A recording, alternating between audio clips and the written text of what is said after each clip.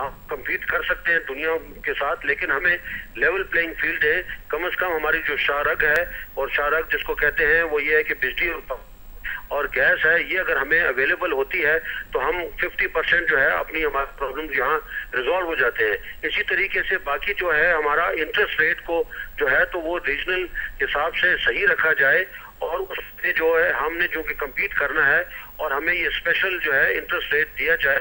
इसमें special interest rate का हमारे साथ जो है इसलिए ताल्लुक है क्योंकि ये बहुत कैपिटल इंटेंसिव जो है वो इंडस्ट्री है, और कैपिटल इंटेंसिव होने के साथ साथ हमने से कॉटन को हमने 9 महीने 9.5 महीने हमें स्टॉक करना पड़ता है, तो इसलिए हमें कैपिटल यूटिलाइजेशन, हमारी फंड्स की यूटिलाइजेशन जो है बहुत ज्यादा है। दो चीजें जो है coupled with availability of funds, इस वक्त जो है वो के हुकूमत ने भी बैंक से और स्टेट बैंक से कर्जे उठा रखे हैं जो कि बहुत ज्यादा हैं, इसलिए और बैंक्स भी है वो भी गवर्नमेंट की ट्रेजरी बॉन्ड पे इन्वेस्ट करने में ज्यादा खुश इसलिए होते हैं क्योंकि उनको ज्यादा उनकी जो है सिक्योरिटी उनके पास अवेलेबल होती है। They feel more relaxed when they अपना उस है तो जब फाइनेंस करते हैं, इसलिए लिक्विडिटी भी है इस वक्त जो है तो सीरियस प्रॉब्लम है। ये 2-3 हमारे मेजर इश्यूज हैं, ये मेजर इश्यूज हमारे कर दिए जाएं, इसमें कोई शक नहीं है कि हम इसमें हर साल जो है 25% इंक्रीज कर सकते हैं। जरूरत इस चीज की है कि अभी इस टेक्सटाइल सेक्टर में इन्वेस्टमेंट जो है वो नहीं आ रही है।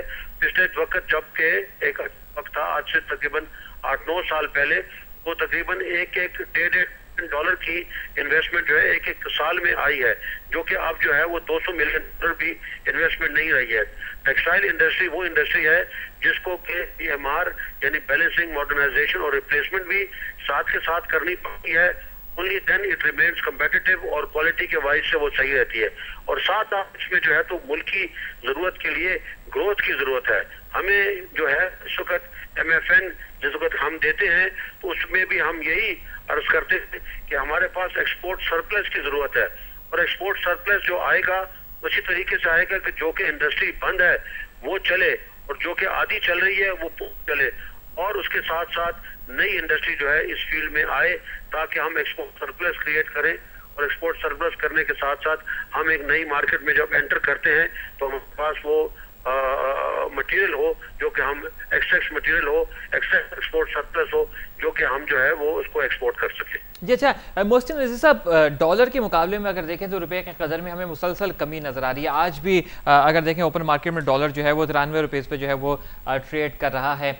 ऐसी सूरत हाल में अगर किसी भी मुल्क की, अगर पाकिस्तान की बात करें, पाकिस्तान की अगर एक्सपोर्ट में इजाफा होता है तो फिर हमारी मुल्क की मैशत को जो है वो सहारा मिलेगा। तो क्योंकि आप टेक्सटाइल से वाबस्ता हैं, जिस तरह के सर्कमस्टांसेस से हम इस वक्त जो है वो जूझ रहे हैं, हम इन तमाम जो प्रॉब्लम से हम इस वक्त प्रॉब्लम जो हम फेस कर रहे हैं, अगर तो हुकूमत ताउन करे, हम अपने एक्सपोर्ट में इजाफा कर दें तो हमारी मुल्क की मैशत को तो सहारा मिल सकता है। आप क्या कहते हैं इस हवाले से?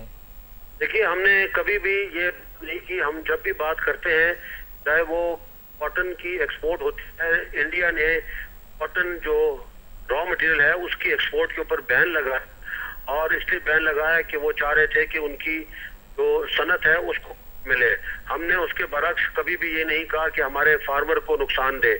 हम भी कहते हैं कि फ्री मार्केट मैकेनिज्म की पॉलिसी होनी चाहिए है, और ये पॉलिसी इसलिए होनी चाहिए है कि हमारे फार्मर को जो है फेयर प्राइस, वो फेयर प्राइस क्या होती है, वो इंटरनेशनल प्राइस होती है।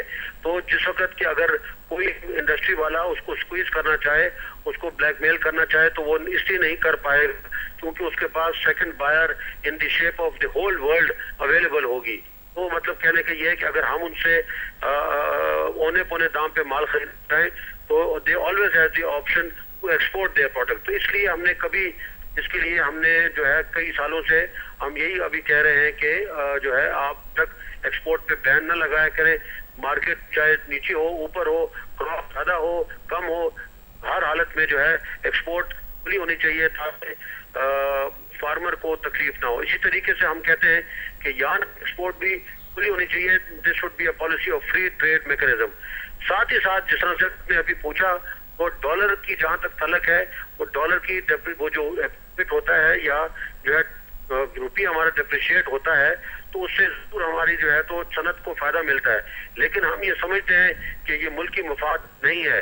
ये मुल्की मफाद में चूंकि ये बात नहीं है, क्योंकि हम इस वक्त भी जो है हमारा जो है एक्सपोर्ट वो नहीं है, सरप्लस नहीं है, और साथ ही साथ ये है कि हमारा जो है इस वक्त भी हमारा डेफिसिट चल रहा है, बैलेंस ऑफ ट्रेड का डेफिसिट जो है वो बढ़ता जा रहा है। इसलिए हम कभी भी प्रपोज हमने नहीं किया कि ये जो है आप डॉलर को डिप्रिशिएट करें रुपये को।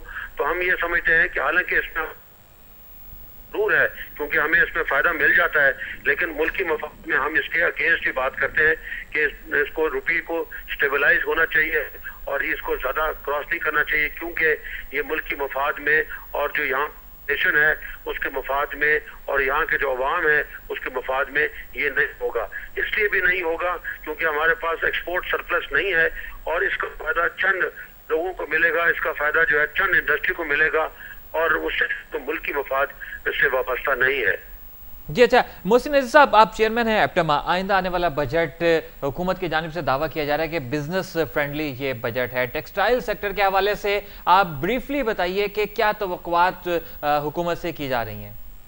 हमारा तो इसमें जो है तो बजट में इतनी ज्यादा हमारा कोई इसमें, मैंने जिस तरह से पहले अर्ज किया कि हमारा जो है ज्यादातर बेसिक प्रॉब्लम है तो ये बिजली पानी का है और हमारा ज्यादातर प्रॉब्लम जो है वो गैस का है और ज्यादातर प्रॉब्लम जो है वो इंटरेस्ट रेट का है, और जिसका कि बजट के साथ बहुत ताल्लुक नहीं है। लेकिन हमने जो अपनी प्रपोजल्स दी हैं उसमें हमने बेसिकली ये कहा है कि जिस तरह से अभी बहुत सारी इंडस्ट्री हमारी जो है तो लॉस में है, तो टर्नओवर टैक्स जो है वो उसके ऊपर चाहे वो फैक्ट्री लॉस में होती है कि प्रॉफिट में होती है, टर्नओवर टैक्स लगता है। तो वो हमने उनको कहा है कि उसको उसका जो है वो रेट कम किया जाए, क्योंकि ये जो है हमारी इस वक्त जो है बेसिक जो जो जो बाज इंडस्ट्री है वो इस वक्त अच्छी परफॉर्म नहीं करे बिकॉज ऑफ द रीजंस जो मैं आपको पहले बता चुका हूँ।